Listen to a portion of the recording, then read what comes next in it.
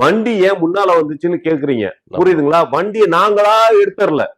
நல்லா ஒண்ணு புரிஞ்சுக்கணும். வண்டிக்கு முன்னால நின்ன அவ்வளவு தொண்டர்கள் ரசிகர்கள் வந்து பார்த்து வண்டியை பார்த்து வா தலைவா வா தலைவா வா தலைவா வா தலைவா சொன்னதான் நாங்க மூவ் பண்ணோம். புரியுதுங்களா? டிராபிக் ஜாம் எதுனா இருந்ததா? வா தலைவா நீ வா நீ வா நீ போ அப்படின்னு சொல்ற அளவுக்கு டிராபிக் ஜாம் இல்ல வா தலைவானா அவங்க உற்சாகத்துல கத்துவாங்க.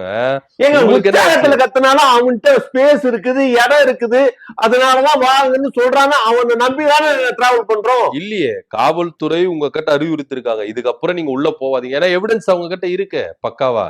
அவங்க சொல்லியும் உங்க வாகனத்தை வேணும்ட்டுக்குனே உள்ள போன்னு சொல்லிட்டு உங்க ஆதவர்ஜனா பேசிருக்கிறது எல்லாமே ரெக்கார்ட் ஆயிருக்கு.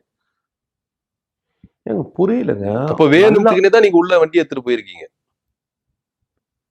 கொஞ்சம் கூட அறிவு கட்டத்தனமா இப்படி எல்லாம் பேசாதீங்க.